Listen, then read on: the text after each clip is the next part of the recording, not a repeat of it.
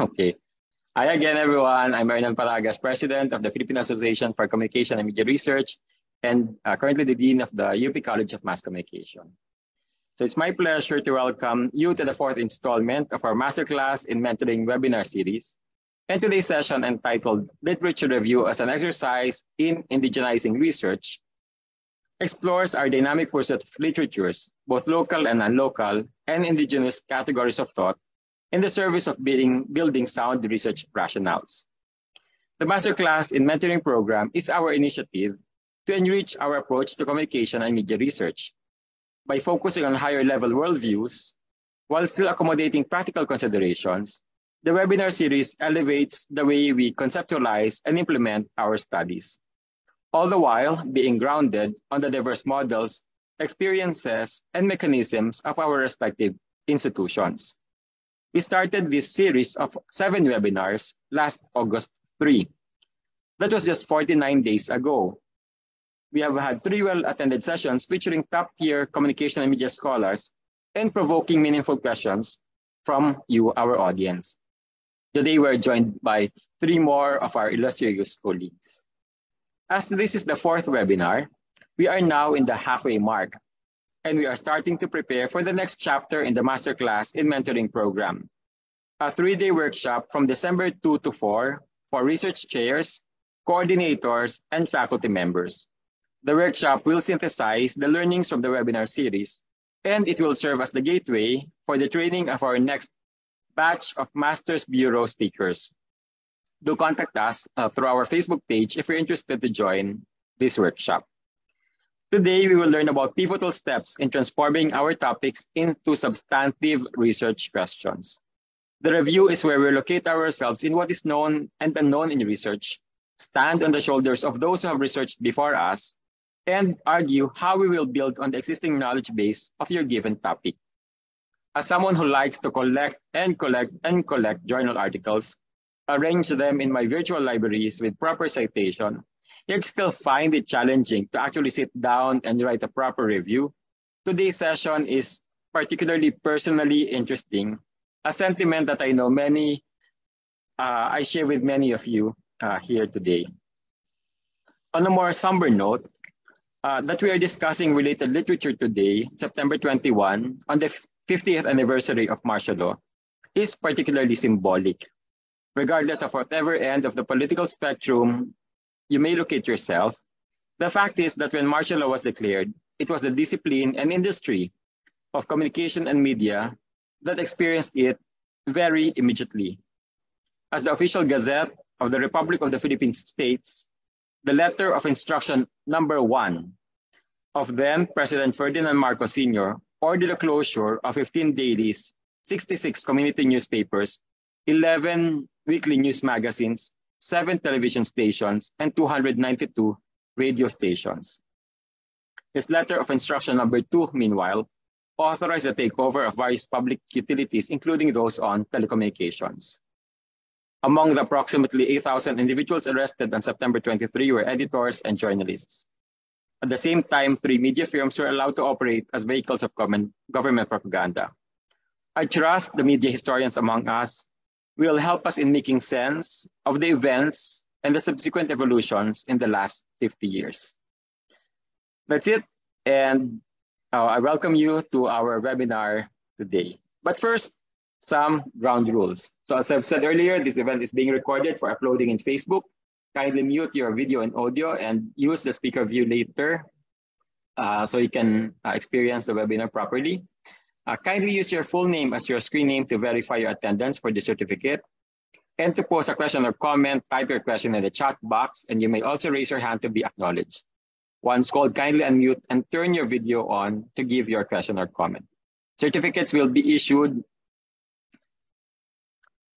to participants who complete the 7 masterclass webinars and the evaluation form after every session. So kailangan you need to complete all 7.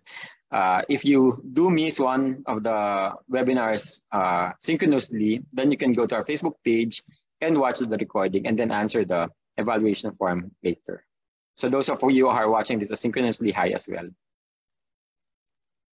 Now, let me introduce our facilitator. Our facilitator today is Dr. Julian Tessa Y. Baldo Cobello, an associate professor and the former chairperson of the Department of Communication Research of the UP College of Mass Communication. She teaches qualitative research analysis in the undergraduate and graduate studies of the program, and the undergraduate and graduate studies programs. She has an MA degree in Women and Development Studies and a doctorate in communication. Her research interests are gender, family communication, communication and culture, representation in advertisements, feminist standpoint, and participatory communication. She also has 15 years of experience in active development work as a trainer, a community radio program producer and broadcaster, and a community organizer.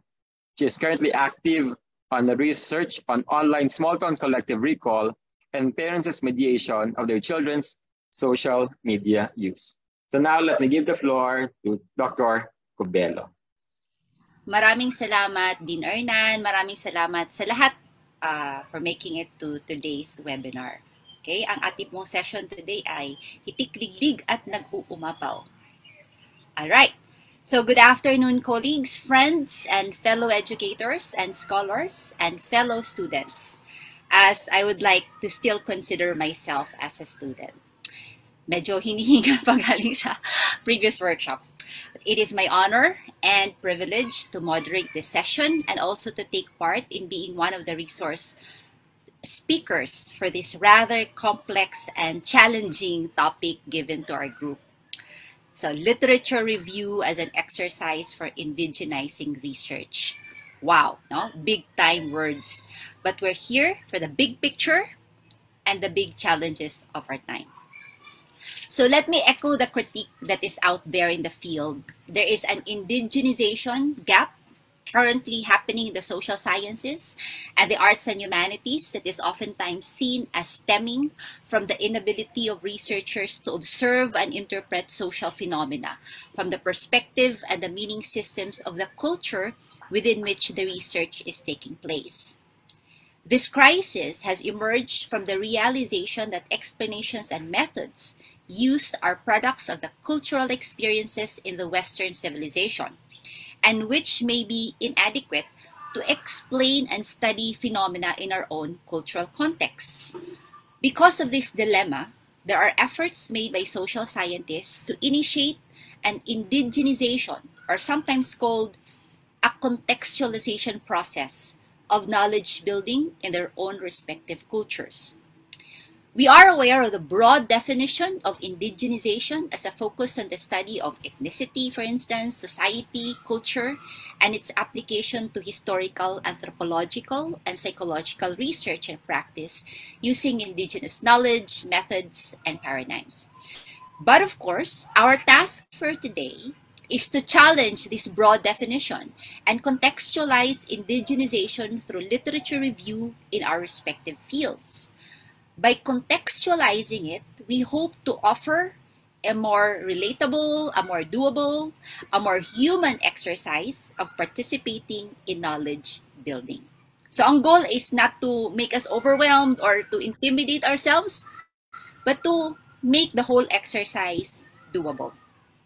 As Dr. Betsy and Dr. Evely and I began rising to the challenge of creating this Master's Bureau session, we began profoundly considering two perspectives. So A, the critique of an absence of an indigenized research culture in the country, as well as B, the need to recognize a valid critique of the need to always indigenize.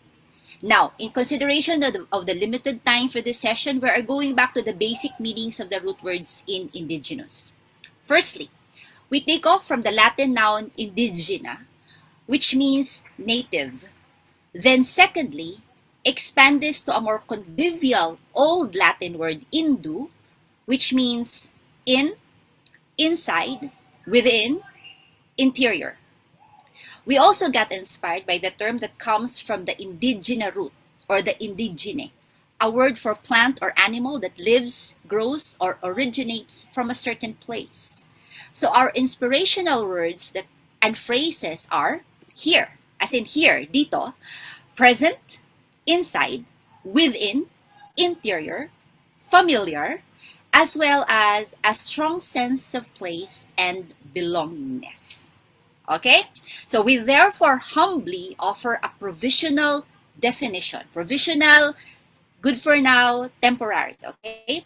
A provisional definition of indigenization of literature review as a culturally relevant scholarly practice of looking inward, as opposed to a more general ideal of nativism.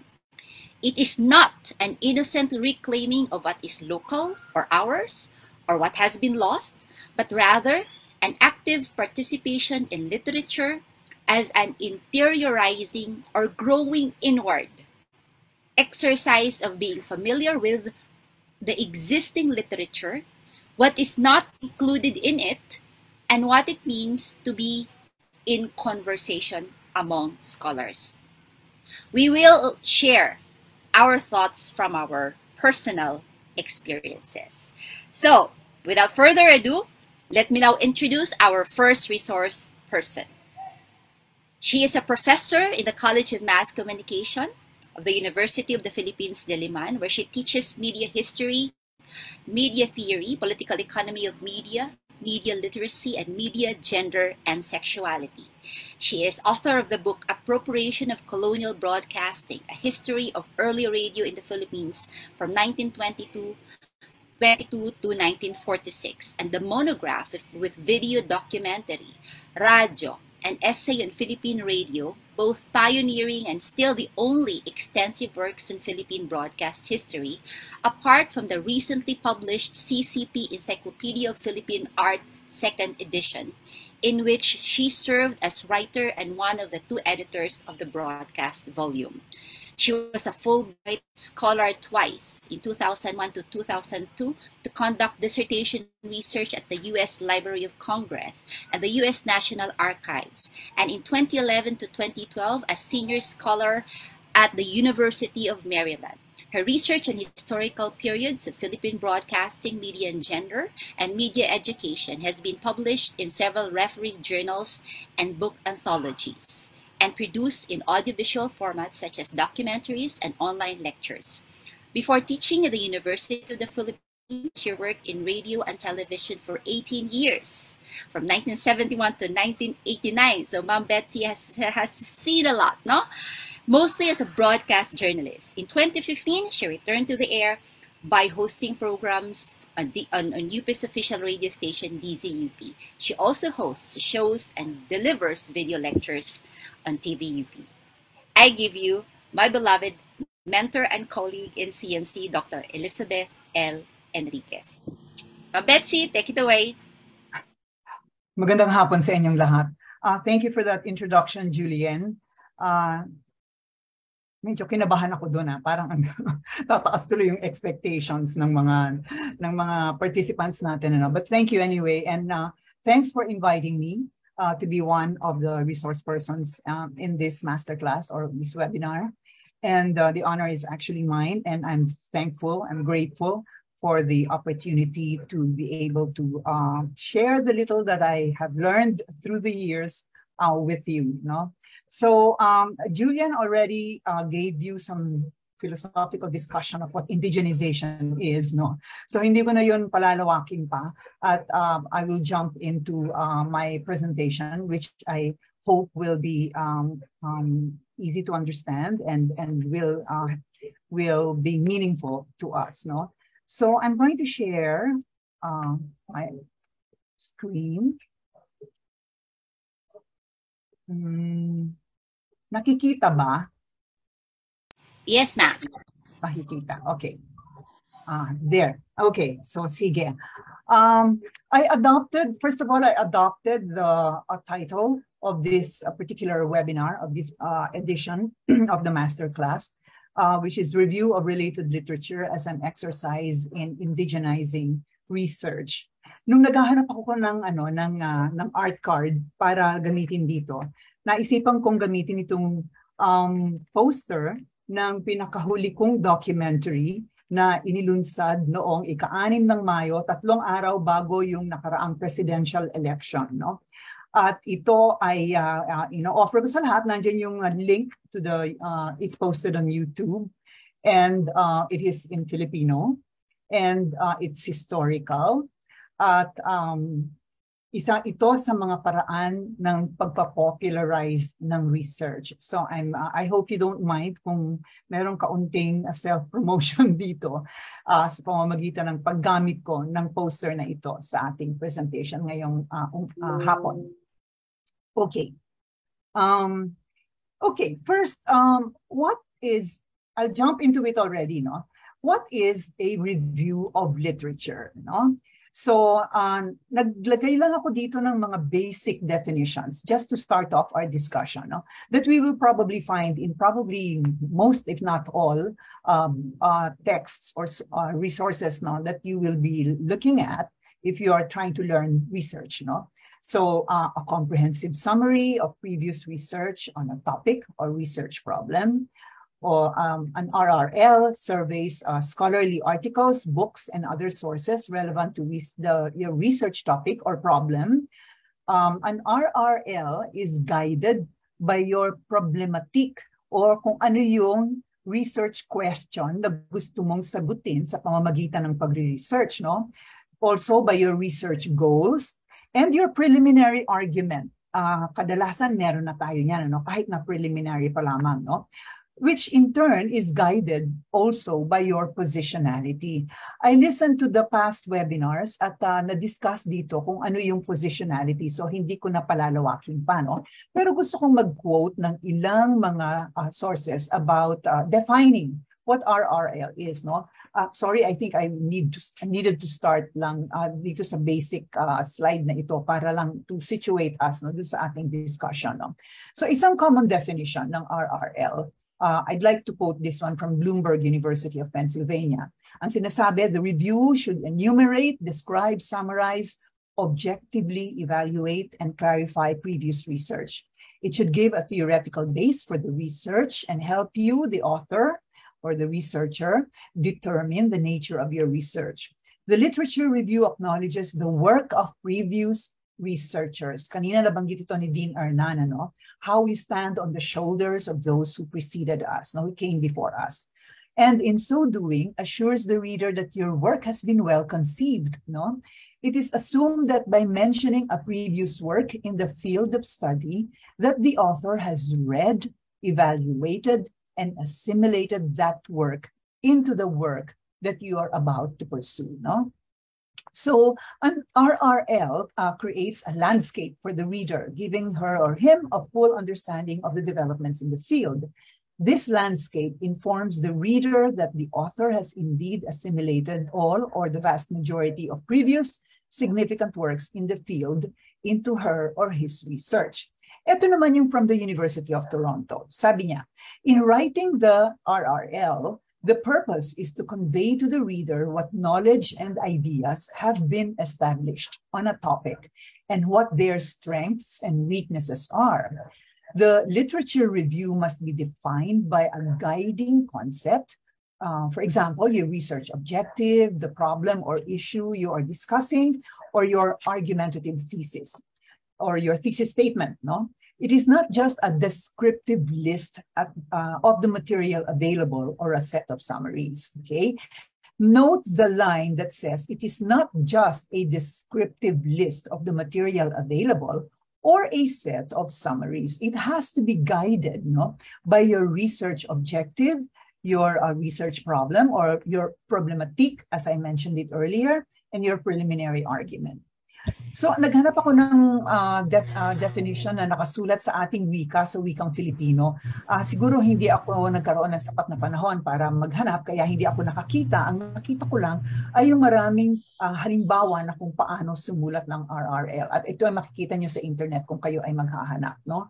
So, pero ang sa tingin ko, yung mga nabasa kong mga halimbawa ay umaayon doon sa mga definition na nabanggit ko na. Okay? Oops. Okay.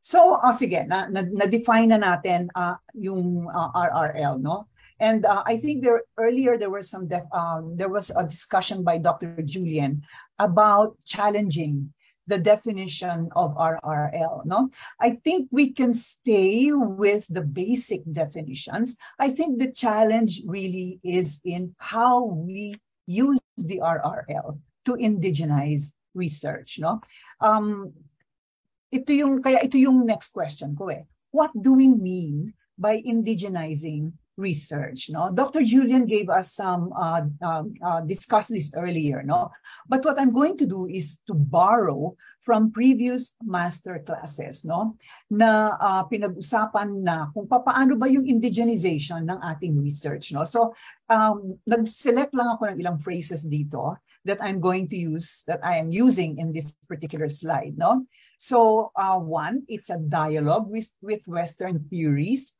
and an extension of those theories by applying them to our particularities. So, hindi ibig sabihin na itatakwil na natin, no, o i-ignore na natin, o i-discard na natin yung Western theories. Makipag-debate tayo sa kanila, tingnan natin kung ano yung kakulangan, kung ano rin naman yung makatutulong sa ating mga pananaliksik, no? And then we extend those theories by applying them to our particularities, and perhaps we can expand those theories by doing that. No, the other idea that I picked up from a previous webinar dito sa series natin is by situating the research in the local context, local geography, and socio-political conditions, we are able to indigenize our research. Ito ay narinig ko rin, no, by bringing in marginalized and excluded groups, no? So yung ina-assume ko na ang tinutukoy dito, no, in the global context, yung marginalized group na ito ay the nations in the so-called third world or the global south, no, na marginalized, no, in academic discourses. Okay, so let me share my own experience in constructing the history of broadcasting in the Philippines. And I will take off from this to be able to discuss the matter that we are discussing today. No? Sabi nga ni Dr. Julian, we are going to depend on our own experiences in doing research to be able to discuss RRL. Note the phrase constructing the history of, no? There are two ways to understand history, no? At ito, tinuturo ko din ito. At natutunan ko din doon sa aking mga history professors. At ngayon ay tinuturo ko sa aking mga estudyante, no? So, history is the past. That's one way. It's a common understanding. But the other one that I think is very nuanced is that history is an account of the past. So, anong ibig sabihin ito? Anong pagkakaiba, no? There is probably one past, no? Nakaraan na, natapos na, nangyari na, no? So yun.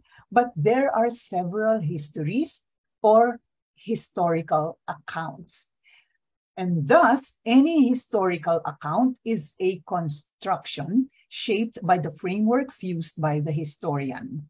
Historical facts do not stand for themselves. They are interpreted by the historian, no? So kaya hindi innocent, no, yung pagbibigay ng kasaysayan, pagsusulat ng kasaysayan. This is also an act of interpretation of whatever facts, historical facts we are able to unearth or dig up, no?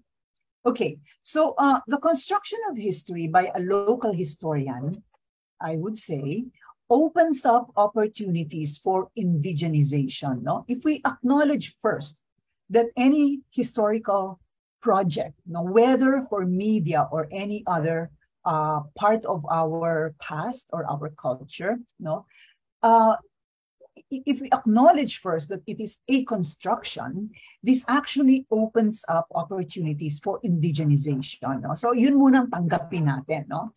So my research in the history of broadcasting in the Philippines has been, for me, necessarily an act of indigenization. No?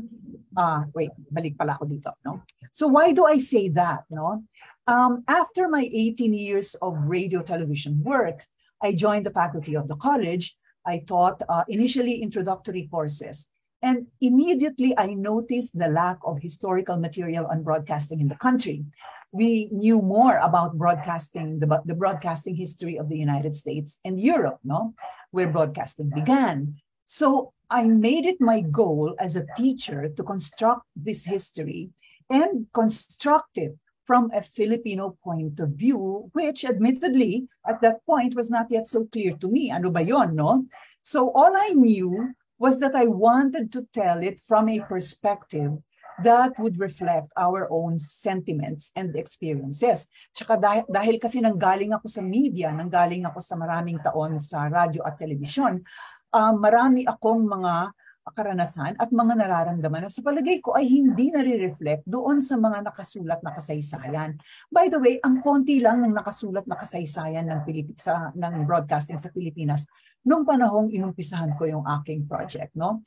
Kaya isa pa din ito sa naging impetus ko, no, para halungkatin, no, ang mga datos tungkol sa nakaraan ng broadcasting sa Pilipinas, no? So, isang observation ko agad, no, the text used by teachers before I started my project was by an American scholar, John Lent, no?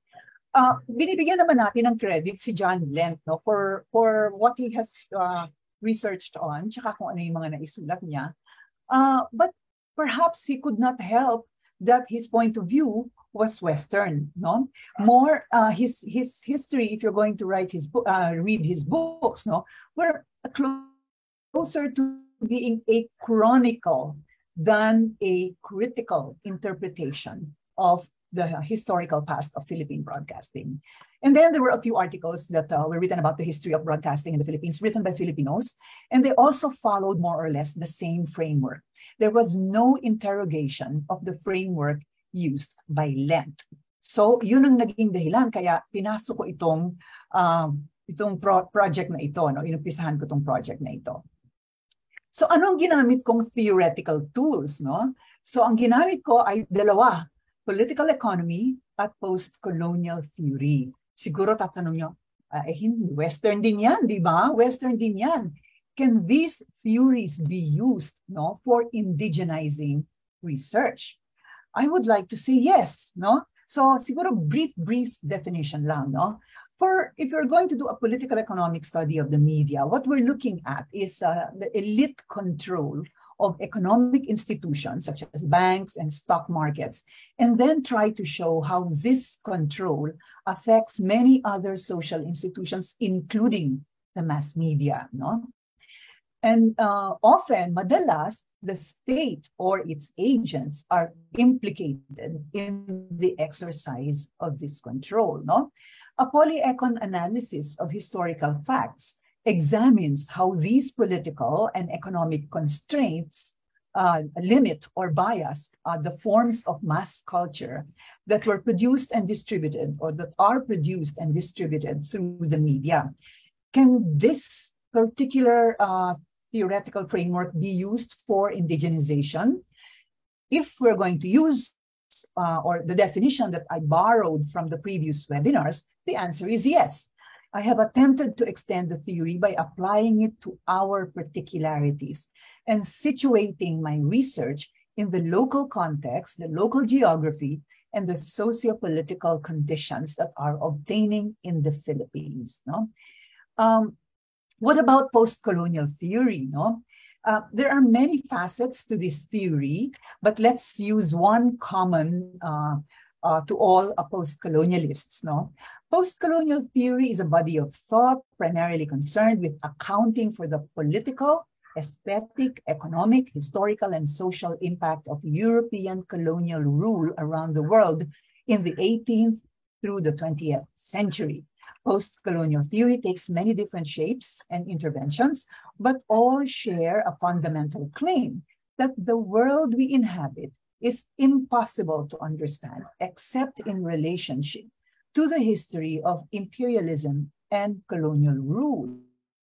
No? So hindi natin maaaring iwasan yung ating nakaraang karanasan bilang isang sinakop na bansa, no? Una ng isang European power, ang Espanya, no? At pangalawa, ng isa pang Western power, ang Estados Unidos. No? In my research, I have consistently used our colonial experiences and neo-colonial contexts in my analysis of the history of broadcasting in the Philippines. For me, there was no other way to do this history. No? So can these theories be used to indigenize research? I would say yes. There have been attempts to develop our own theories in the humanities and the social sciences. Well and good, but I don't think this means we should discard what's already there, even if they are Western, as long as we interrogate the application and relevance of these theories to our particularities. So how can the RRL indigenize research? No? There are two questions perhaps that we can ask. Do we exclude literature written by Western and other foreign authors? And should literature written by Filipino authors be taken as the not to be questioned? Kasi local naman eh, no? Di ba mo nag-design? Opo, madam. Unigo ka na kayo ni Duman? Opo, madam. Okay, so tutuloy ko na, no? So, dun sa unang tanong, do we exclude literature written by Western and foreign authors? The answer is no. We critique it. We interrogate it, we debate with the authors, we point out why it is Western and therefore misses our own particularities, our own historical context and lived experiences. No? So we acknowledge it, but we subject it to scrutiny. No? So yung second question, should literature written by Filipino authors be taken as not to be questioned? Again, the answer is no, no? We subject it to the same level of scrutiny and point out the gaps in the literature. No? Addressing these gaps should be part of your research goals. At sa RRL, dapat maliwanag na rin ito. No? Okay. So, okay. Ito isang bumagabag din sa akin. Bumabagabag ito sa akin maski nung una pa akong natutong mag-research. No? Kasi yun nga, isa talagang layunin natin, isulat yung ating mga kasaysayan, no? Na nakabatay sa research at yung mga iba pa nating research projects na nakabatay sa ating mga sariling karanasan, no? So the question that, you know, once in a while we ask ourselves is, can we truly indigenize research and therefore indigenize our review of related literature, no? To answer this question, I'm going to quote a post-colonial scholar na sa palagay ko ay nabasa na ng marami sa inyo kung hindi man kayong lahat. The Indian American scholar, si Gayatri Chakraborty Spivak, at isa sa mga sinulat niya ay pinamagatang Can the Subaltern Speak? No? Ito ay na-publish noong 1988. No? Sabi ni, yung subaltern, ito yung mga taong sinakop, no, ng mga mananakop, no. So na ang minanang kultura mula sa mga mananakop ay may bahid, no. Yung kanilang kultura ay may bahid ng minanang kultura mula sa mga mananakop, no. Kaya yung kanilang pwede nating gamitin yung ilang mga salita, hybrid na yung culture o meron ng mga pumasok na mga foreign influences sa kanilang culture.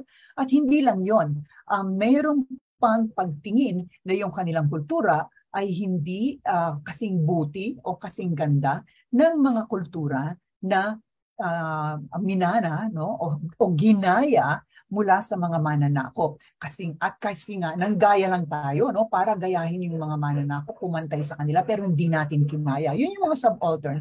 And Gayatri Chakraborty Spivak asked the question, can the subaltern speak? In other words, kaya ba nating ipasok yung diskurso natin bilang mga subaltern o sa ating kaso bilang mga Pilipino sa ating mga research, no? Question nga niya how can the third world subject be studied without cooperation with the colonial project, no?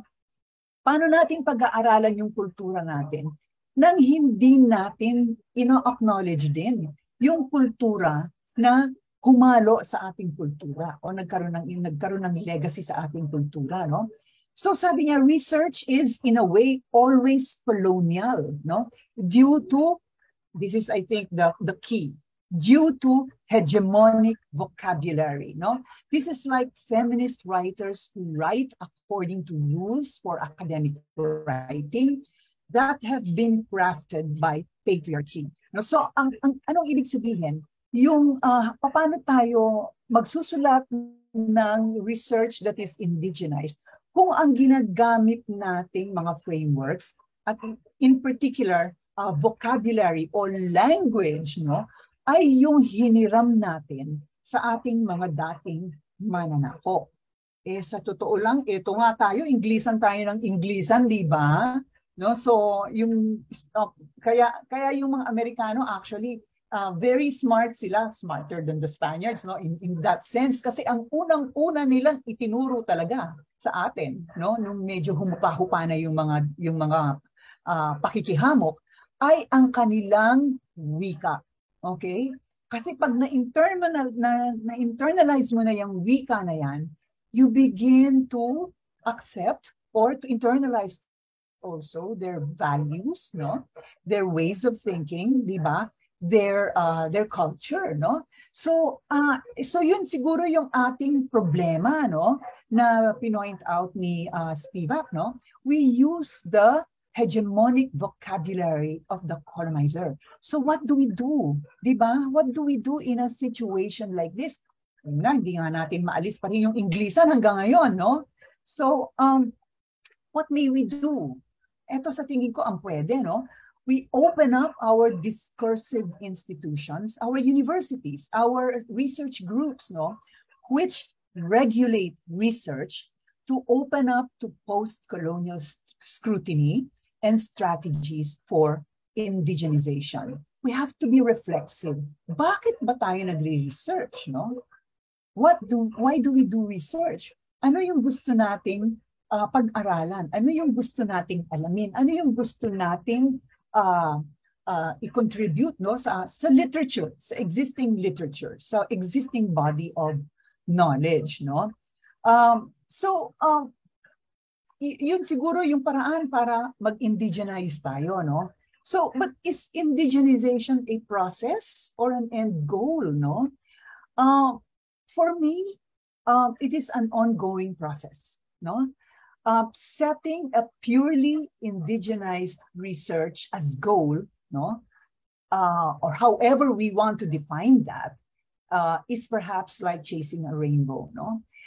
Kung gaano lumiit ang mundo ngayon, dulot ng mga teknolohiya natin ngayon na hindi na natin maiiwasan, gayon din hindi rin natin maiiwasan ang pakikipag-usap sa lahat, sa loob man o labas ng bansa. So we stick to what we have already been discussing since the last couple of webinars, no? We write from our own particularities. This is already an act of indigenization or de-Westernization and localization. And it must be reflexive, mindful of the nation's colonial past and third world context. We always have to situate ourselves in global politics, in geopolitics, no? Asan tayo diyan? Ano yung ating kondisyon dahil diyan, no? At paano natin i-resist yung mga kaapihang nararanasan natin, no? Ano ang ating ekonomiya, no? Hindi natin maiiwasan lahat itong pagtingin sa lahat ng ito, no? We cannot isolate our particular research context or research problem or our problematic from all these contexts, no? At gayon din ang ating kultura, no? Our research, our RRL, must be mindful of the intersectionality of our identities as Filipinos within our geographic boundaries as well as those in the diaspora, no? So, kailangan lagi tayong tatanong sa ating sarili, ano ba tayo? Sino ba tayo? Ano ba ang gusto nating pag-aralan tungkol sa ating mga karanasan, no? So, babanggitin ko lang yung ilang mga nagsikap na gumawa ng mga local theories, no? You don't have to accept them kasi alam ko medyo controversial yung iba dito, no? Pero I understand we have some historians among our participants, no? So I will mention, no, yung pantahing pananaw ni Zeus Salazar, yung Psikolohiyang Pilipino ni Virgilio Enriquez, yung Kaalamang Bayang Dalumat ng Pagkataong Pilipino ni Prospero Covar. Lahat sila ay taga-social sciences, no? Pero kamakailan lamang ay may dinevelop si Nicanor Tiongson, yung Sining at Kamalayang Pilipino na Makatao, no? So these are starting points. At kapag binasa ninyo, hindi naman siya purist eh. Sabi nga ni Dr. Julian, hindi siya nativist, no? Meron din namang masasalamin tayong pagtingin dun sa mga natutunan na natin, no? Ngunit hindi natin dapat basta nilulunok, kundi dapat nating suriin at tanungin kung ito ba ay nakatutulong sa pag-unawa sa ating sariling kalagayan sa ngayon. Titigil muna ako dyan kasi baka ako mag-overtime. Marami pong salamat. Hey, maraming salamat. Maraming salamat, Dr. Betsy Enriquez. Isang malakas at malalim na pasimula dito sa ating webinar series. Standby lang, Dr. Betsy, for the Q&A later. Let me now introduce our next resource person. Ng aking kodigo dito. Our next speaker is Dr. Evelyn P. Serrano, who is an Associate Professor of the Institute for Governance and Rural Development of the College of Public Affairs and Development, University of the Philippines, Los Baños. She currently serves as the Director of IGRD, which is the teaching unit of CPAF, or the Institute or the College of Public Affairs and Development. Dr. Serrano is a full-fledged UPLB alumna, having finished BS Development Communication, Master in Public Affairs, and PhD in Extension Education at UPLB. As an educator, she has handled undergraduate and graduate courses in communication, education, and extension. She has also developed and facilitated a number of training workshops and learning events related to education, extension, and research and technical writing. Dr. Serrano has authored and co-authored journal articles on education, extension, and development, and has won Best Paper Awards in international and national academic conferences. She is a recipient of the 2019-2021 UP Faculty Grant Award for Outstanding Teaching and Public Service. Friends and colleagues, I give the floor to Dr. Evelyn Serrano. Ma'am Evelyn, take it away. Thank you very much, Dr. Julian, for that generous introduction. Let me share my slides. All right, so I hope everyone can see my slides. All right. Okay, so when we were, well, first of all, let me thank Dean Paragas and also the Philippine Association for Communication and Media Research Incorporated for this opportunity to share, my learnings. And when we were asked to do this lecture on the literature review as an exercise in indigenizing research, we were also informed that we will not be doing a typical literature review lecture or webinar, one wherein we would talk about how a literature review should be written. And so this is actually very new to me. And as such, as an associate professor handling education and community education courses, I thought of relating the literature review to teaching and learning, more specifically to knowledge creation, as the literature review can be seen as an ongoing conversation and advocacy for indigenization of knowledge and knowledge making. So for this talk, for this lecture, I view the literature review from a constructivist perspective. Constructivism is based on the premise that people actively construct or make their own knowledge through experience and social discourse. Reflecting on how the literature review should be done, I realized that ideally, it should be considered as more than just a documentation of the information that is out there. The literature review must be seen as knowledge creation, making sense of what is out there to develop new insights. And hence, this lecture on literature review as knowledge creation. So let me proceed.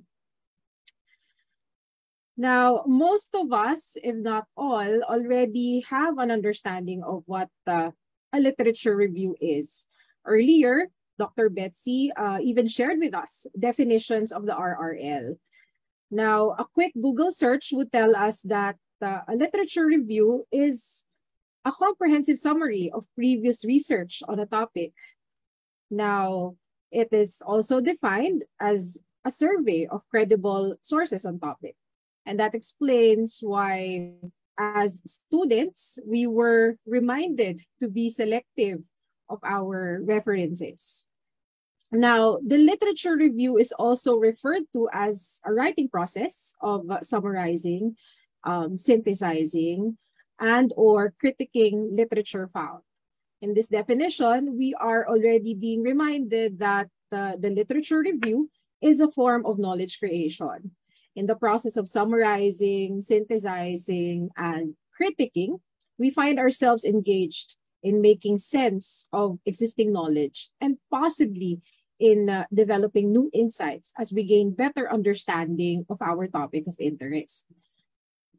Okay, and yeah, as we have probably learned from our research mentors, the literature review helps us discover the research gaps. So knowing these research gaps would help develop our research topic and direct us to pursuing something of more relevance and value.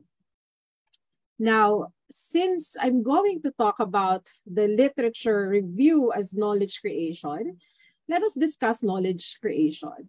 So Nonaka and Von Crow defined knowledge creation as the act of making knowledge created by individuals available, amplifying it in social contexts, and selectively, connecting it to existing knowledge.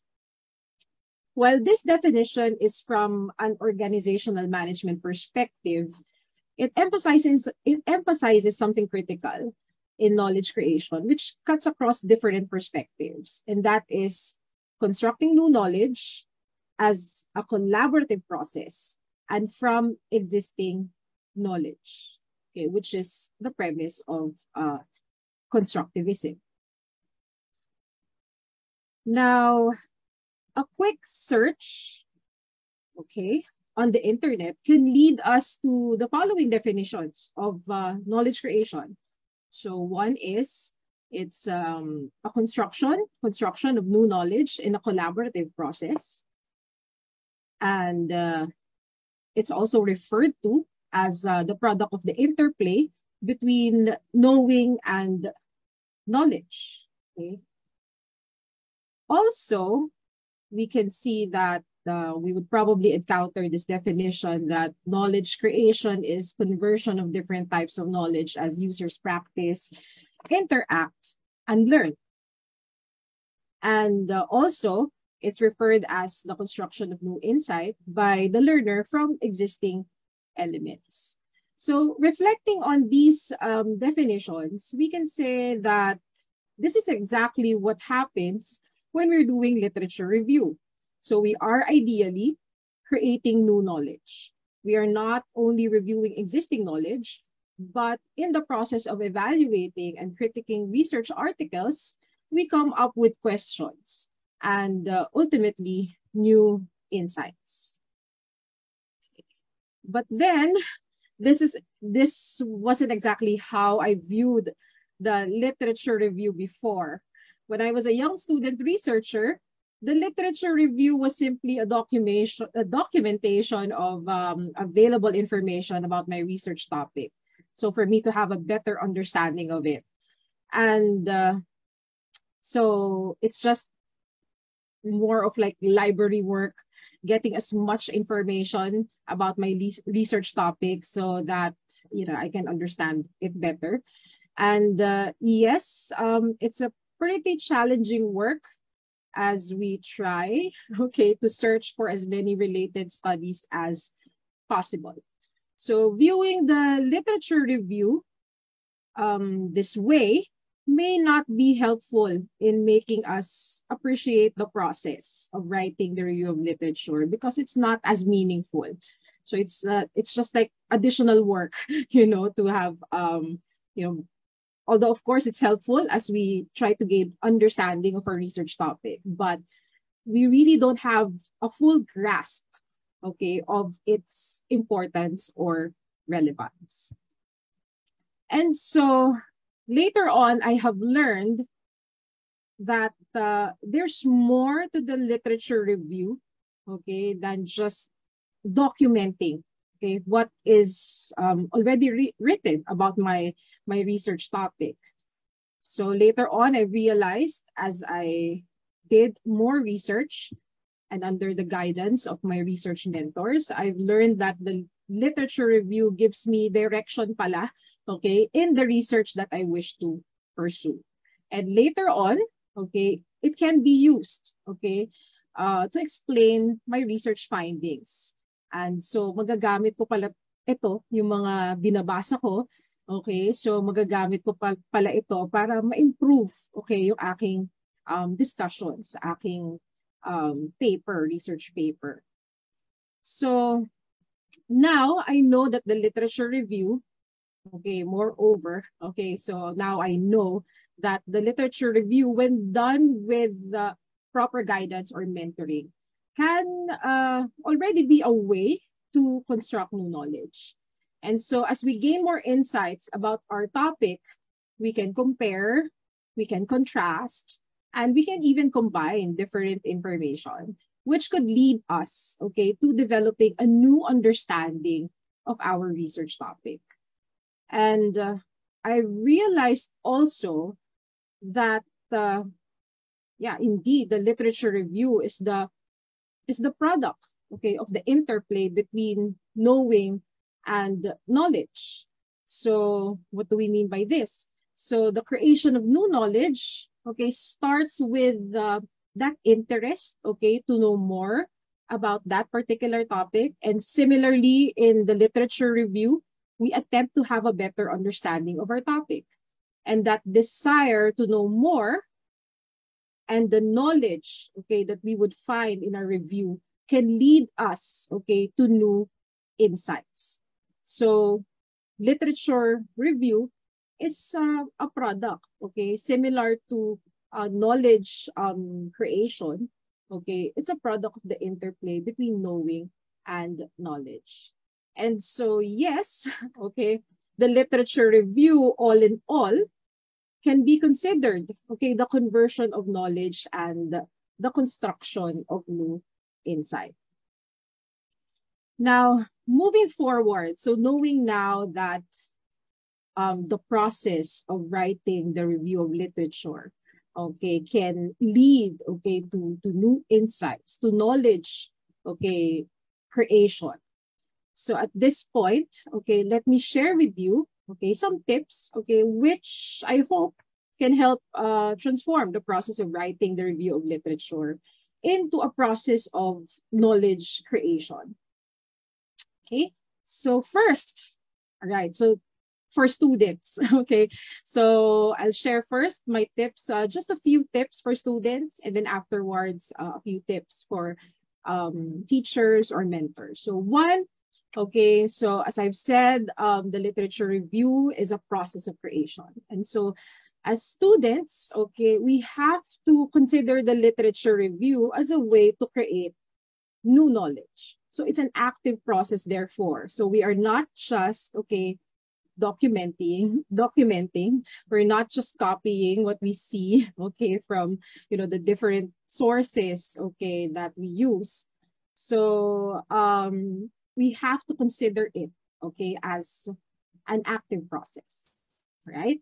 And with this, okay, when we do our literature review, all right, so we have to really read, understand, okay, what has been written. So we have to read selected articles thoroughly and evaluate them, okay? So as I have noted here, we don't simply copy and paste, which is sometimes typical, right? Especially when we are new, okay, new researchers, young student researchers. So sometimes we're just after, you know, the number of references. So we try to, you know, copy as much as we can, okay, from what we see. So we have to really read, we have to evaluate, okay, what we read. And we don't simply copy, okay, and then paste, okay, what we find. And then since it is an active process, an active learning process at that, okay, so we have to summarize, okay, and synthesize. So as mentioned, we don't simply copy and paste, okay, we have to summarize, we have to synthesize, and that would be helpful as we try to really understand, okay, because if we really understand the material, that means we can write it in a simpler way, right? That can be understood by everyone. So we have to summarize, we have to be able to also compile, okay, synthesize, okay, the different materials, okay, that we find. And also, since the literature review is our opportunity to really learn more, okay, about our research topic. So we have to take this an opportunity to look, okay, for the research gaps. Okay, so yeah, knowing the research gaps, okay, would give us some direction, okay, as mentioned before. So knowing the research gaps, okay, would help us come up with something that has more value, okay, more relevance. So it would justify, okay, the need for our research. And finally, okay, for our students, we have to make the most of the learning process, okay, by discussing our literature review, of course, with our mentor, with our advisor. Okay, since this is an active process, all right, and as we know, learning happens, okay, within a social, you know, in a social setting and social context. And so let's make the most of the learning process, okay, by consulting, okay, discussing our literature review or RRL, okay, with our advisor. Because sometimes we don't get to really do that. We jump straight into writing, okay, the literature review. And we really don't get the chance, right, to converse, okay, to engage, okay, in a discourse, okay, with our mentors or advisors. So these are just, you know, some tips on how we can maximize the literature review as a way for us, okay, to construct, okay, new knowledge. Now, for the teachers, okay, so we have to view the literature review, okay, from the lens of a constructivist. Okay, so from the literature review, there is something that we can create, something new, okay, that we can, something, maybe a new insight, okay, a new understanding. There's something new that we can develop. And so we have to look at it, okay, as an opportunity, right, to create something new. It's that important. Because usually for the literature review, we know that it's an important part of our research. But sometimes, right, we don't really get to give it, okay, the attention that it needs, okay.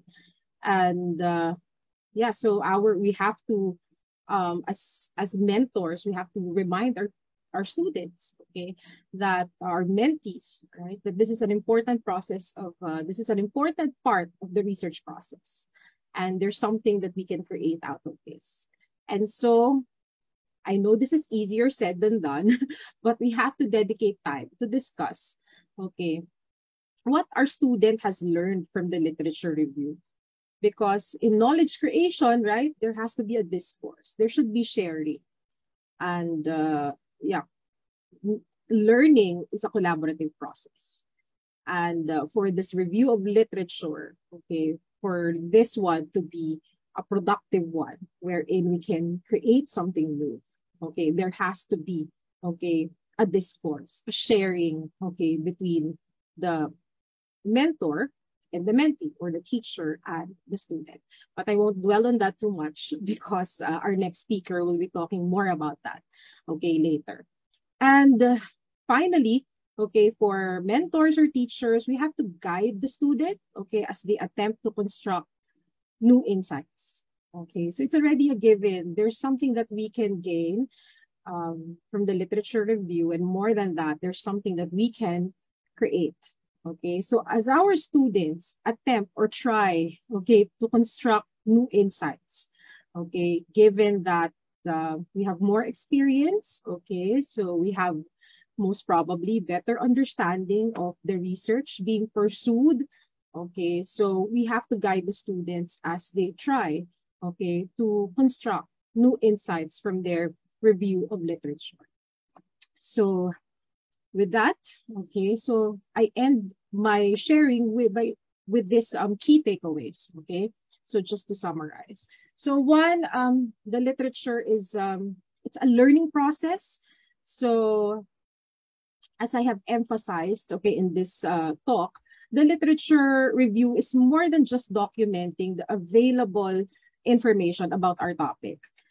It's a learning process wherein, when done, okay, analytically and collaboratively, okay, with peers or with our mentors, can be itself, or can by itself, that is, can by itself produce new knowledge. Okay, so we have to consider the literature review as a learning process. And I think both student, okay, and teacher, both mentee and mentor, should recognize, okay, that it is an important, okay, learning process, and that it is a critical, okay, part of the research process as well. And so just to emphasize, okay, the literature review requires an analytical mind, okay, which is, of course, prerequisite to any, okay, research endeavor. So, yeah, as mentioned earlier, it's an active process. So our mind will have to be at work here. So for our young researchers, as I have said, it's more than just documenting what you find, okay, online. So you have to also, yeah, evaluate what you read. You have to choose, you have to select the material, okay? So you have to really be critical about it, okay? And yeah, finally, all right, it demands time and effort. So it's not something that we can rush in a few days, all right? So if we are, yeah, for our young student researchers, we may underestimate, okay, the time needed to complete the review of literature. So if you really want to have a good one, okay, you have to allot time, okay, and then a lot of effort also, right, to do this. And to maximize the gains from your literature review, we really need to dedicate time and effort to make sense, okay, of the plethora of information out there. So yeah, if you have a research topic in mind, just one click, diba, sa internet, andyan na lahat ng mga information. So you really have to process all of these information. Okay, so you have to be analytical about it, and you have to devote time and effort, okay, in analyzing, in reviewing, okay, evaluating all of these materials that you find online. But as much, as challenging as it may be, okay, when we consider literature as the literature review as, knowledge creation. So believe me, it will be all worth it, because the research process, okay, becomes more meaningful, more relevant, okay, if you look at it, okay, from the review of literature pa lang, you're already looking at it as a way to construct, okay, new knowledge. Okay, so with that, I end my short sharing, and later on, I'll be very much happy to answer your questions. Maraming salamat, Dr. Evely. Thank you for the reminder that it is an active, ongoing process na kasama ang buong utak, katawan, at kaluluwa. Please stand by for the Q&A. Okay. Sige. So I will close this session by sharing this last part of the webinar. Ayusin ko muna ang aking deck. Dito, sana nakikita ito. So muli, magandang hapon Bakit parang masyadong maliwanag ang aking ilaw? Pasensya na. Muli magandang hapon sa ating lahat. My contribution to this session is an invitation. So, invitation to an expansion of our experience of literature reviewing.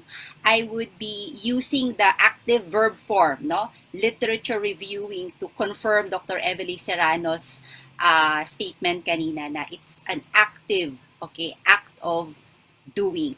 My talk is titled Literature Reviewing as an Opportunity for Connected Mentoring.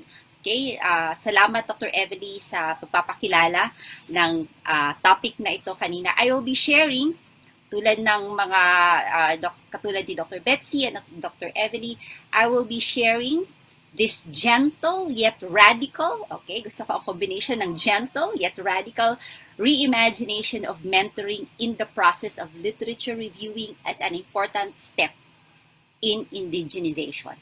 That is indigenization as interiorizing. Okay, sorry na lang, gusto talaga ko itong term na ito, interiorizing, okay, pagpasok sa loob, and creating a strong sense of place.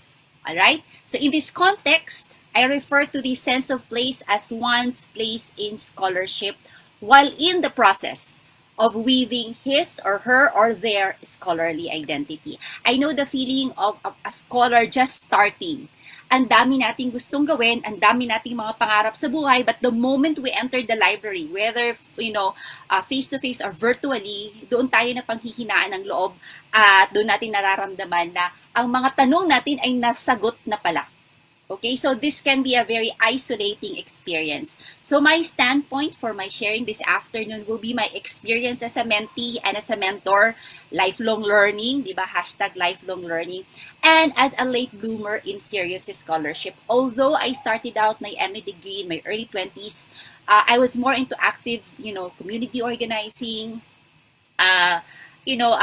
doing research, RA work, pero hindi talaga ako involved in the core research team. So, nasa mga, early 30s. And sa aking field, that can be considered as, as a late entry into a scholarship. Okay, so, had I not been mentored gently, and of course, radically as well, feeling ko napanghinaan rin ako ng loob.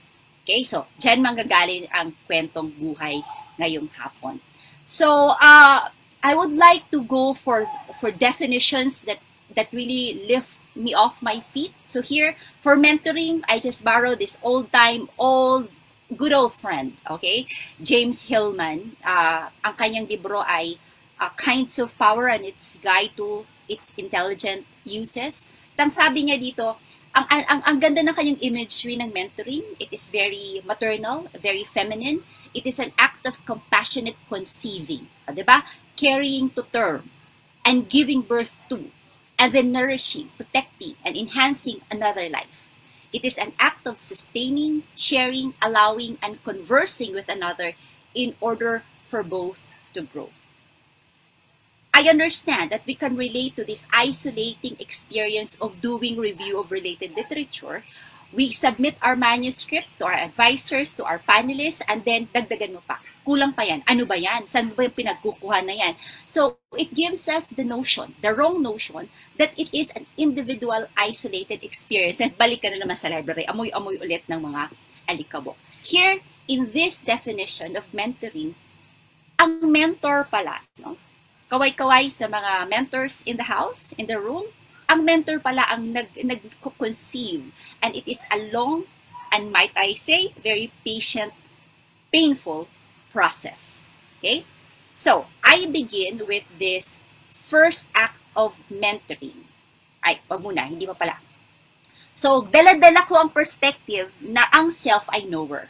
But the act of knowing is a slow brewing, simmering, kasi nga, di ba, kung nagsimula ka, ang dami na, no? Ang dami nang nauna. But let us imbibe this notion that we can know, we can get there, even if we start from scratch, especially for scholars who venture out into new callings in scholarship, right? For me, for instance, I've started out in advertisements and then slowly kumikembot ng konti sa family communication, an entirely new field. And even if I'm already in my early 40s, I feel like I'm starting anew. But with mentoring, with that other person or with the other persons around guiding me and conceiving me, okay, and in a connected way, either as a knower or as a teacher, okay, I get to experience what Belenki and her colleagues term as connected mentoring. So, hindi lang siya mentoring, connected mentoring. And because mahilig ako sa imagery, feeling ko yung connection ay nasa umbilical cord. Again, maternal, feminine. Right? So, eto ang aking, kung may t-shirt akong ipapagawa, eto yon, no? Sabi ni Hillman, today we need heroes of dissent, not masters of denial, mentors of maturity, mentors, not cheerleaders, mentors, not boosters. So, mentors again is with the person. It is present, it is there in the same place. Okay? So, hindi cheerleaders yung, sige, go lang, kaya mo yan, balik ka dito. Or the one who monitors and just is detached, okay, from a certain place. So, first, mentoring in literature reviewing as a means to talk things through with another person. Or, if we emphasize the pantayong pananaw ang sikalohiyang Pilipino metodo, no, na pakikipag-usap, there is an intense effect on a scholar's opportunity to talk things through with another person. Tama ba? It's one thing to read and it's another thing to chew, to think out loud what you have read with another person.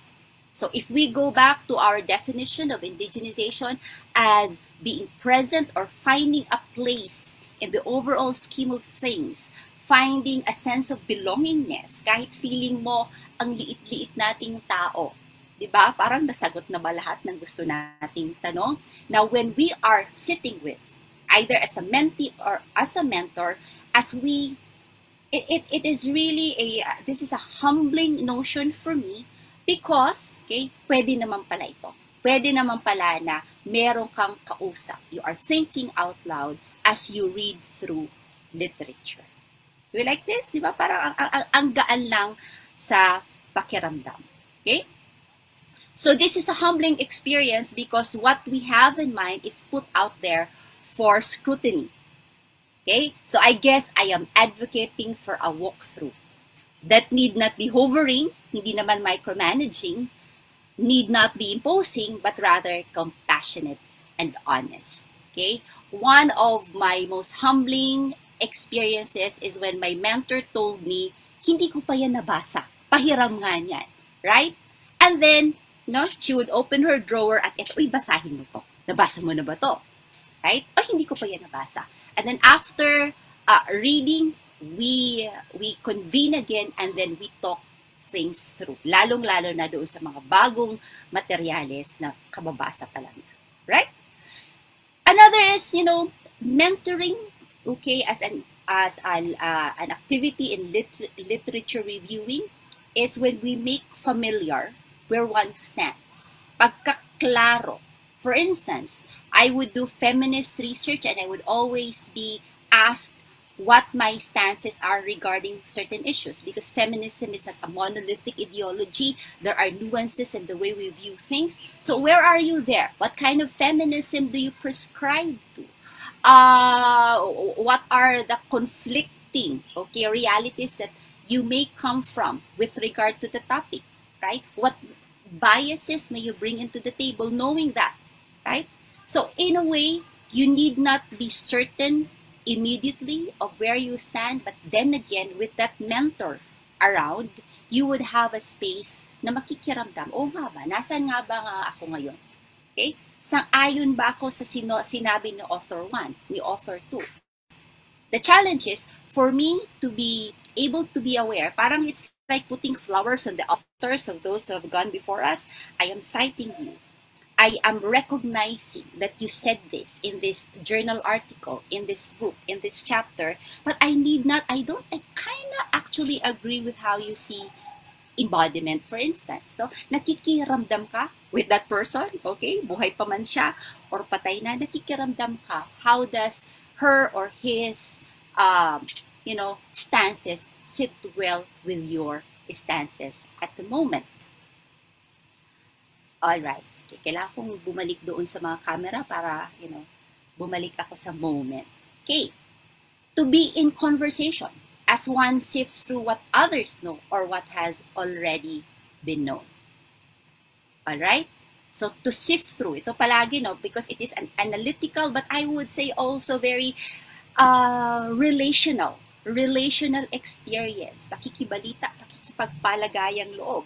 One of the first hurdles that a young scholar would encounter is the sense that she or he may not be in alignment with the immediate advisor when it comes to paradigms, choices of methods, right? So talagang pakikipagpalagayang loob.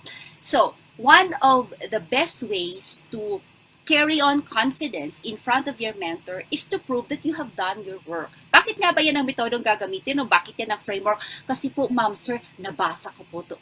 Di ba? Nabasa ko si Sandra Harding. At ang sabi ni sabihin ng advisor, naintindihan mo talaga si Sandra Harding. Naman, ang dami kong notes. Right?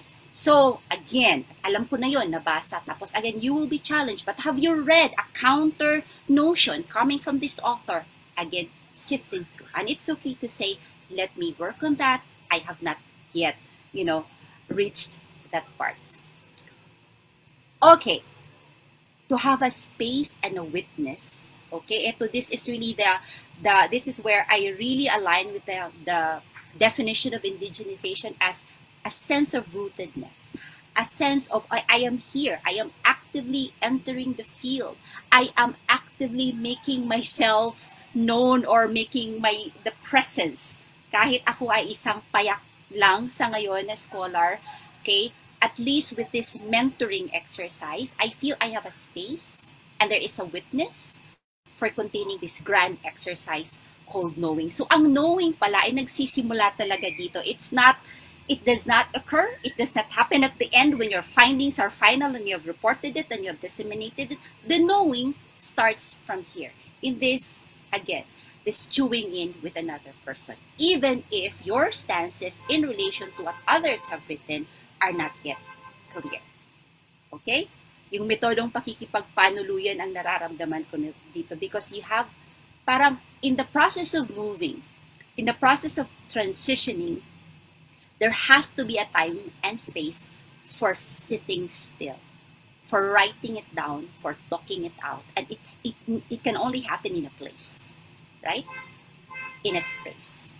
To exchange notes. This is that moment na, meron ko palang reading, nabasa mo na ba ito? Hindi mo pa yan nabasa, no? Hindi ko pa rin yan nabasa. Such a lovely, beautiful relationship.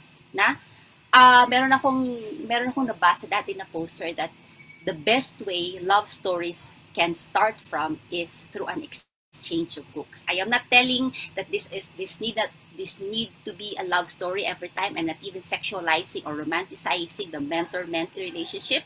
Okay? But there is something magical in the first exchange of notes. To exchange stories of friendship with authors. Okay? When a mentor really would so be happy to share how one author changed her life. Alam mo ba yung grabe yan, naloka ko niyan noong early 1990s nung nabasa ko yan, na nabasag ang aking mga framework sa buhay. At it changed the course of my life. Parang nakikimarites lang, no? When it comes to how one processes kung ano man ang sinasabi ng author na yon. So, no, hindi masyadong detached, kinikilala, kinakaibigan, at pwede nga in-okray, or pwede talagang kino-confront, okay, ang authors na hindi natin masyadong maintindihan or hindi natin masyadong ka-alignment ng ideolohiya. But then again, it becomes a lot better when there is that other person where we can do this with. Okay. Another quotation from Belenky et al. The student had not realized that authors could be people, let alone assholes, and she was pleased she got this illusion. I remember many moments like this one when I realized that this author that I look up to is, in reality is also, F up Just like myself and the information I got from a mentor who made chismis about this, again, it humanizes the whole thing. Okay? And again, it leads you, it ushers you in slowly to this feeling na, uy, parang sumasali na ako dito. Okay? Parang I am contextualizing all of this that have gone before me. Again, I guess I am wrapping up. Okay? So, literature reviewing need not be a lonely enterprise. Hindi naman pala kailangan maging isolating. Mentors are believers in the first place, no? As mentors, we can believe that we can trust our mentees' experience of chewing in knowledge and witnessing that very difficult process of giving birth to. Although, of course, outside the identity of being mentors, as persons or critics, we don't always need to agree with it. In fact, it will always challenge our patience. Ano ba yan? Hindi pa rin nagigets ang literature or mediatization hanggang ngayon, di ba? But then again, it's like conceiving, carrying to term, right? So it takes time for this person to arrive at a certain synthesizing powers that we would expect that person to have. One of the most humbling experiences I've had in one of the defense exercises in the College of Mass Communication, when a mentee was asked, was kind of, criticized for having, shallow interpretations. And then this mentor na talagang nire-respeto ko at akala ko siya pa talaga yung magsasabing, dagdagan mo pa yan, manipis pa ang interpretasyon mo.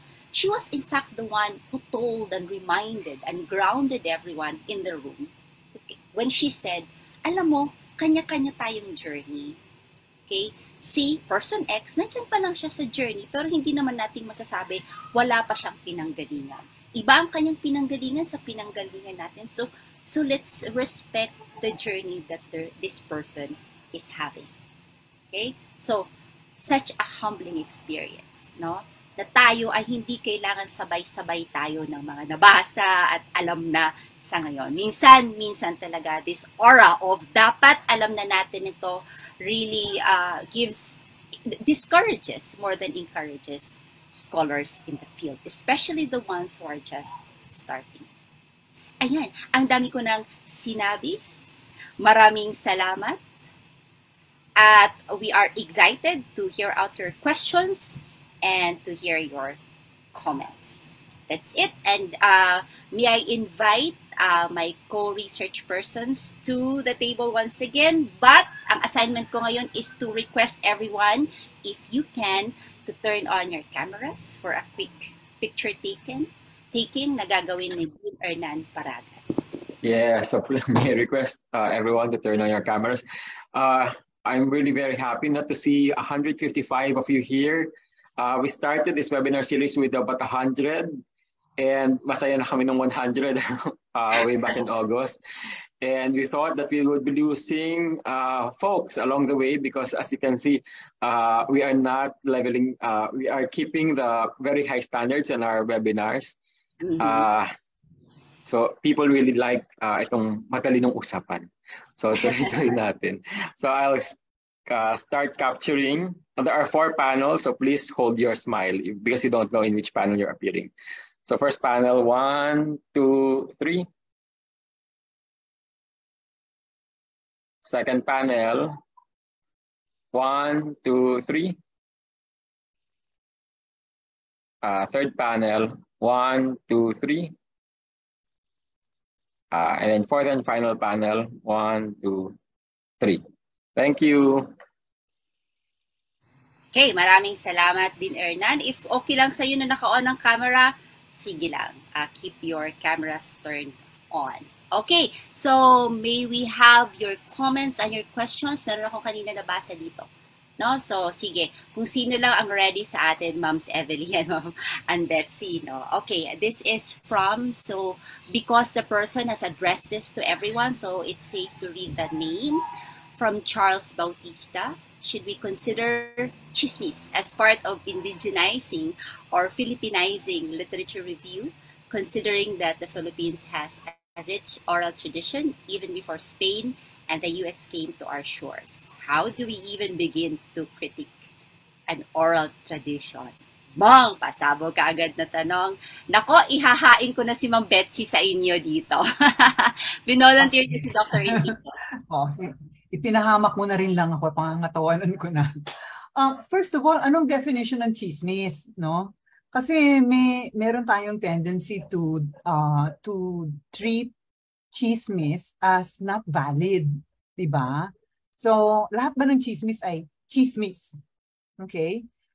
So yun ang kailangang maliwanag, no, kung anong ibig sabihin ng chismis. Ano yung tinutukoy natin pag sinabi natin, tinawag nating chismis ang isang pananalita, ano? But nabanggit yung oral tradition in doing studies of broadcasting, for example, na ginagawa namin sa department. Talagang isinasama namin yung oral traditions, no? Lalo na yung sinasama din namin yung mga pre-colonial oral traditions, no?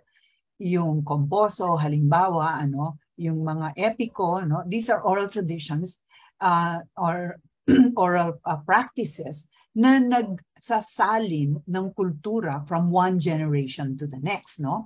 Lalo na nung wala pa namang lapis at papel o system of writing, at kung meron man ay hindi nagsusurvive, no?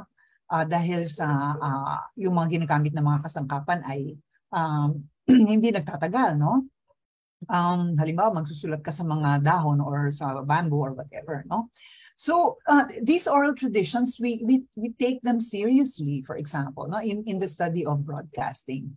Dahil meron niyang taglay na kaalaman tungkol sa nakaraan ng ating mga kababayan, ng ating mga ninuno, no? Saan tayo nanggaling, no? Ano yung pag-iisip, ano yung kultura, di ba? Ano yung mindset, ano yung mga inimagine nila na katotohanan sa buhay nila. So, yung oral tradition, yes, and I agree with you, we do have a rich oral tradition, which we should not ignore, no? When we do our studies. But whether that is chismis, ewan ko, hindi ko yata tatawagin chismis yung mga oral traditions na yan. Besides, siguro din kailangan natin i-revisit ano ba yung ibig nating sabihin pag chismis. Araw-araw kasi nag-uusap ang mga tao sa radyo at television, di ba? At online, chismis ba yun? How do we make the distinction between, you know, what we consider as truth, di ba? Or chismis? So, ewan ko kung yun ang ibig sabihin ni Charles. Ayan, maraming salamat Dr. Betsy Enrique. Siguro idadagdag ko lang doon is that if there is a clear asking for consent, and if the method is participant observation, and you know that the context of the study would have people doing chismis but not doing chismis at nahagip siya doon, no, sa pinag-aaralan, no, kung meron akong MA students na ang kanilang setting, ang local ng study ay, ang tawag nito, sari-sari stores. Okay? Tapos kasama sa data ang interaction ng mga tao. So may chismis na kasama. Okay? Pero, hiningaan ng permiso, okay, ang mga, you know, the people involved in the so-called chismis na kunin, record. However, hindi ang primary source ng factuality ang tinatawag na chismis. It's the textual analysis of the sari-sari store as an important communication intersection for communities. Okay? So, yun lang ang naiisip ko. Dr. Evelyn, meron ka bang maidadagdag sa napaka-importanting tanong na ito? Ay, okay na po ako. So I leave it to Ma'am Betsy na. She's the expert on this. All right. Okay, sige, basahin natin ang direct message. So sige, pag direct message, no, I will have the courtesy not to read the name. Thank you po, Dr. Cubelo. How is committed and connected mentoring influenced and shaped by contrasting ideologies and standpoints of mentors and mentees? Naku, napakahalaga no, ng sense of belonging in spite of differences. And it is through these environments of non-homogeneity in perspectives, that one's positionality is not naman tested, but is refined. Hindi pwedeng na nasa company ka palagi ng parehas kayo na pagkakaintindihan. Diba? For instance, Dr. Betsy here is a very good mentor of mine in the college when it comes to feminism, gender. Pero alam kong hindi kami parehas 100% ng texture. Okay, as a feminist scholar, but sitting down with Dr. Betsy and the balitaktakan at alam mong doon talaga ma-refine. So to answer the question, it's very important, and one's scholarly commitment is really made, again, tested through fire, because if knowledge creation, as what Dr. Evelyn Serrano said, is an active process of creation, hindi naman siya cult. Diba? Na when you pronounce something and then everybody says, amen, I agree to that, then hindi siya knowledge creation. There is always that natural part where, okay, ideologies, frameworks may not always be in alignment. Even within a supposedly friendly paradigm, right? Interpretivist, constructivist, meron pa rin dyan hindi talaga mag-swak eh. Right? So the beauty, the rock and roll, I would always use the term rock and roll, is the opportunity, no? The opportunity to argue for what you believe in or for your way of viewing things. Sino ang gustong sundan? Yeah, I agree with you, Dr. Julian. So, minsan talaga may mga pagkakaiba tayo sa mga perspectives, but it doesn't mean that that would hinder us to, or the student to complete, yung kanyang research. Minsan, yung sa mga pagkakaiba din in perspectives, there's learning that happens also. So, it's good that we also hear the perspectives, or maybe, yung mga varying perspectives, we get to hear them as well.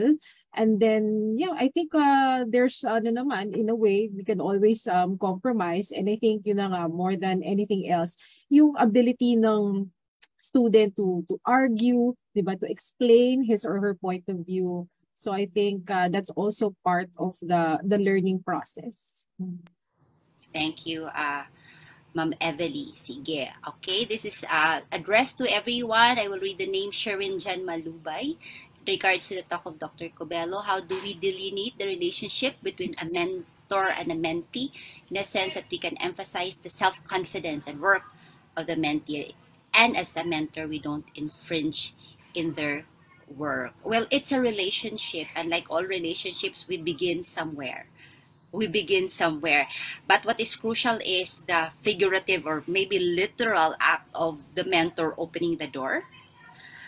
Right? So kung ang pangungunahan natin na baka mag-infringe ako dito and I want to, it will prohibit us from this act of opening the door. But in my experience, it has been very, very crucial in my blossoming itong act of opening the door and being allowed space to stutter through. Diba? What do you think? Anong tingin mo? O ganun ba yun? And then you stutter through. You are, stumbling as you go along, but there is that space provided. And so, hindi siya nag-infringe. The presence, again, of the mentor is very important, and the space provided. Okay? Kasi most of the time, the ones who don't want to guide, the ones who are so detached would not even do that. Bahala ka na. Balik ka na sa akin kung meron ka ng 35 pages. Okay? And then you do it alone in the dark, brooding the entire time. Okay, sige. Maraming tanong. Wait. Okay, asan na tayo? How many, okay, from, again, skip muna natin kasi nabasa ko na si Charles. I will go back to you, Charles, later. From Phil Zen, conversational method is part of indigenous paradigm, sharing stories. Indeed, no? Yun yung the we in the identity. So, in fact, yung circle, the circle of life method as an alternative to the straightforward FGD is a very indigenous way of, bringing out narratives from a group of people. Okay. Sige, basa pa tayo ng mga comments at questions. We appreciate the comments, no? Hindi naman kailangan palaging magtanong. From Mark Ritchie Celsius Huacon, hi, I hear some fellow educators who keep on telling their learners to look for the works by those big names, tall minds, or the authorities. Those who don't go along this line could be branded as academic witches or nagmamarunong pa sa authority. How can we push for indigenization of research given these biases, illusion of validity, and bandwagon effect among educators? Okay. Sige, now I would like to answer Mark Rich's question.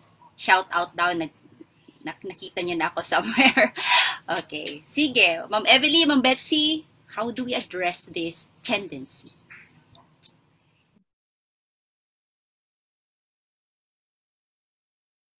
I think, yeah, Dr. Julian, we should not limit then ourselves, no, to just the big names, because,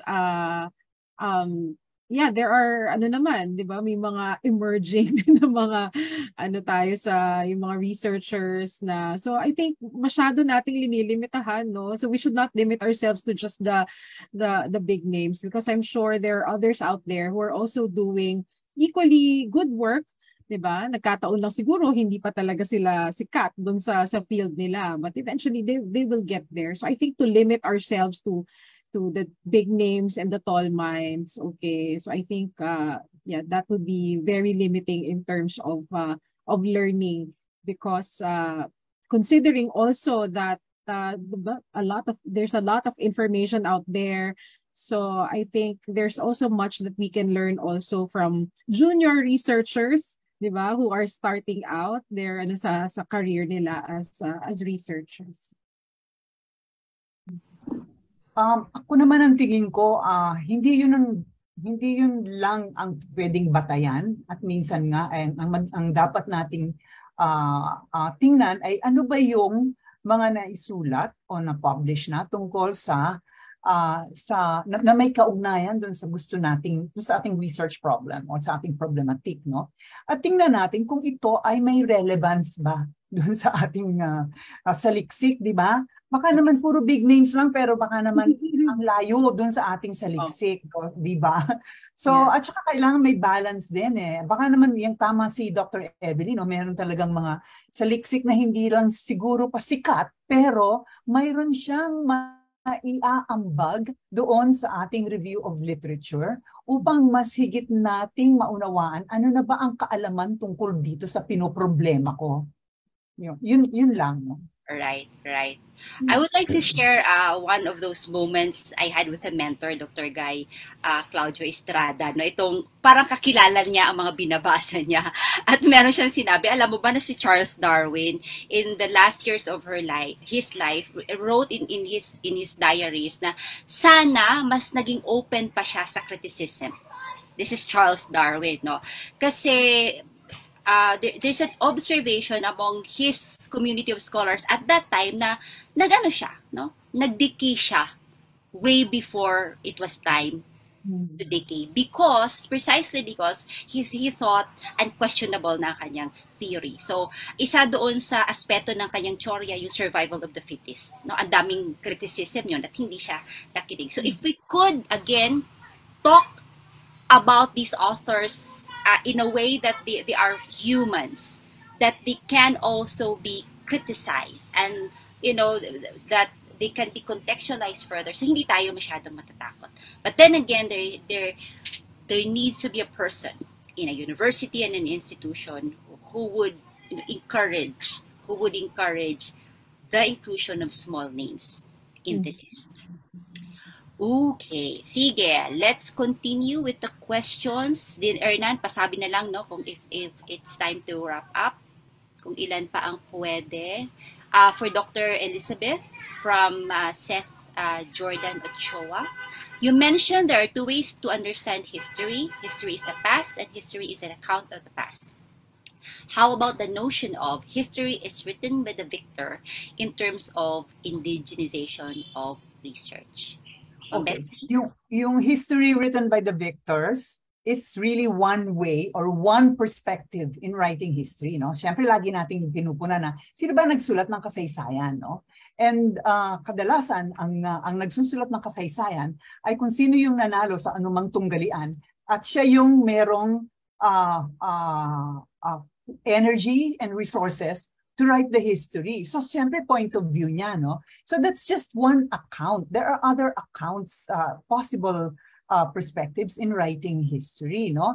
So, paano natin ito gagamitin for indigenization? Let's question those accounts written by the victors, no? Yun ba ang totoo o yun lamang ang nakikita niya sa kanyang kinatatayuan? Baka may ibang perspective na marginalize o hindi na isama sa kasaysayan dahil hindi yung natalo yung point of view ng natalo ang hindi kasama, no? Pero pwede nating i-extend ito sa ngayon, yung tinatawag nating cultural history o social history, marami ring mga points of view dito na ma-marginalize, no? Hindi lang yung mga natalo sa digmaan, no? O natalo sa mga anumang gera, no? Ano yung mga marginalized perspectives na dapat nating palitawin sa kasaysayan, no?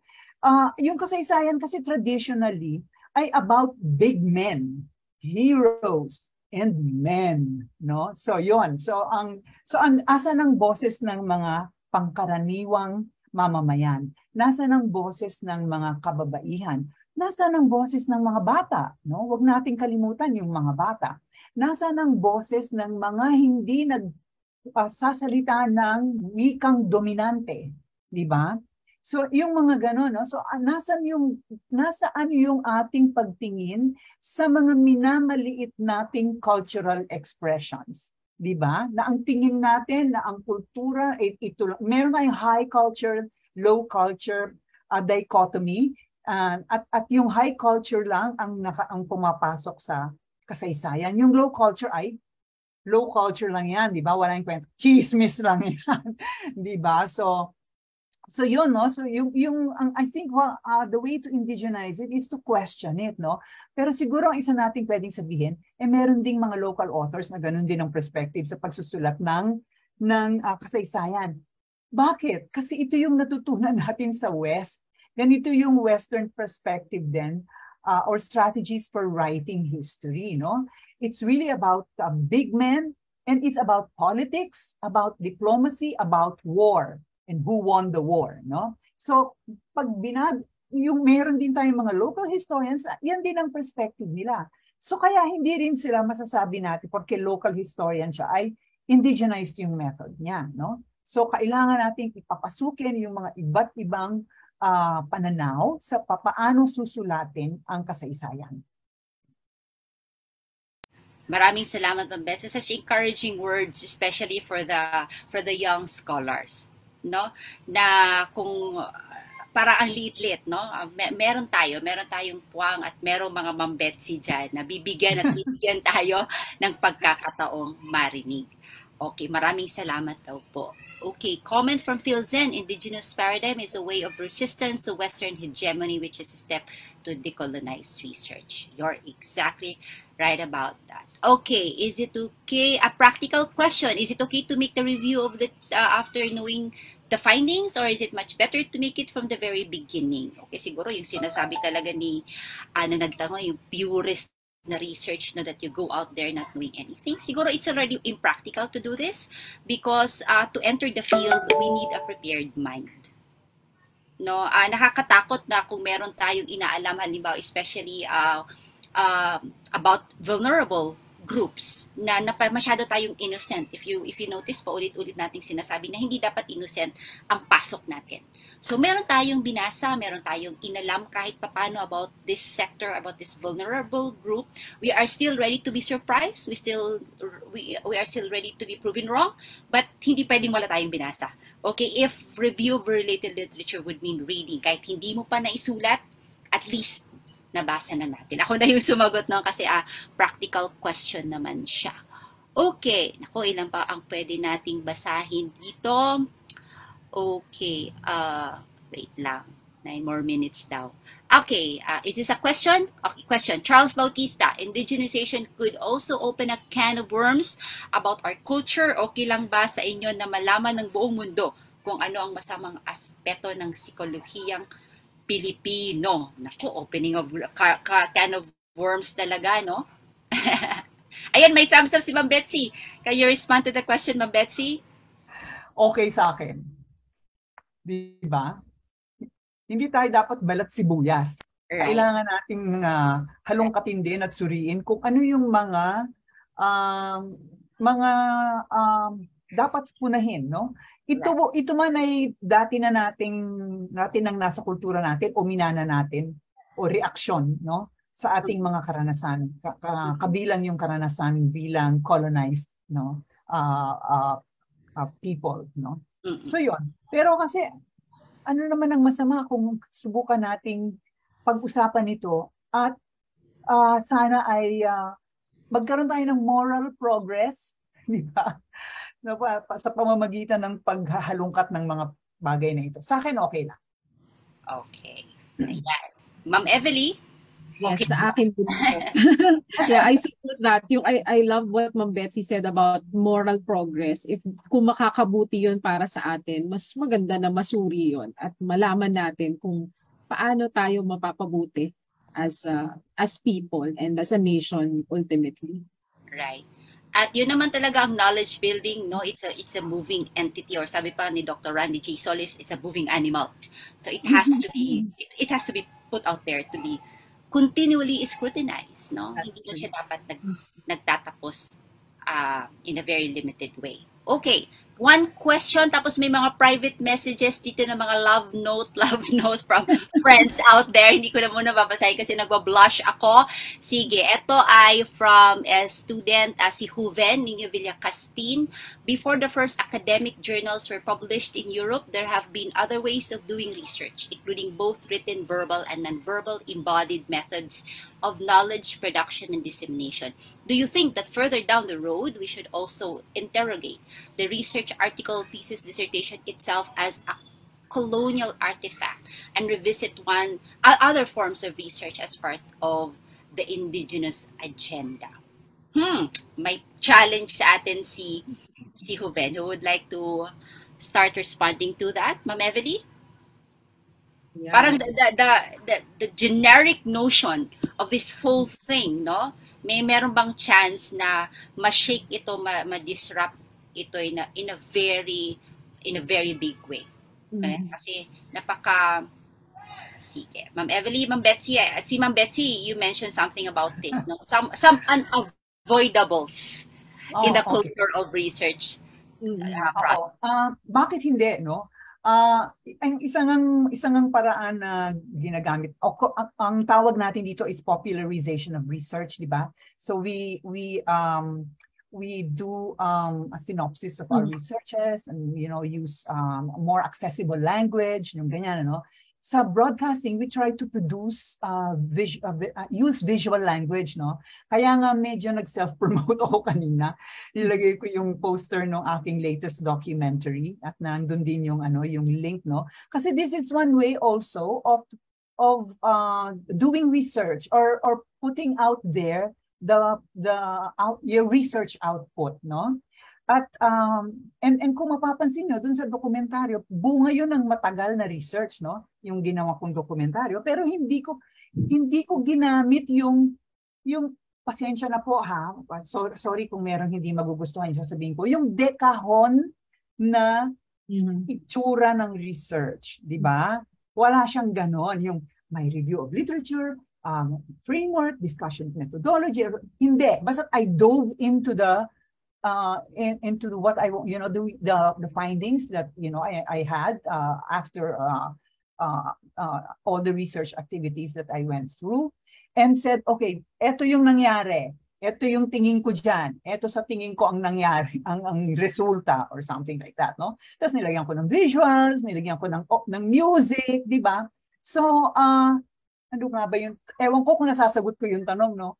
Hindi ko kasi narinig masyado, no? Do you think that further down the road, we should also interrogate the research, article, thesis, dissertation, etc.? So, yes! Ito lang ba ang paraan? upang makapag-share tayo ng ating research findings. Hindi, maraming ibang paraan. Kaya lang kasi sa ating mga universidad sa ngayon, piniprivilege kasi natin yung ganitong paraan ng paglalahad ng ating mga saliksik. We have to find more creative ways and more accessible ways of sharing our research, no? Kaya nga may nagsabi, paano ba yan, no? Nag-publish nga ako pero 5 lang ang nagbasa, 'di ba? Meron nga akong isang dating estudyante, nung hindi ko malimutan yung usapan namin, sabi niya nag-publish daw siya sa isang journal pero nagbayad siya. So pinagsabihan ko, no, sabi, ay, huwag kang magpo-publish sa ganyang journal. Predatory Kasi pala. dapat yung ganyan, ano? Tapos binalikan niya sa amin. Kesa naman mag-publish ako sa yung mga academic publications na yan, ilan ba nagbabasa niyan? Dehinboki ako, hindi ako makakibok. Kasi oo nga.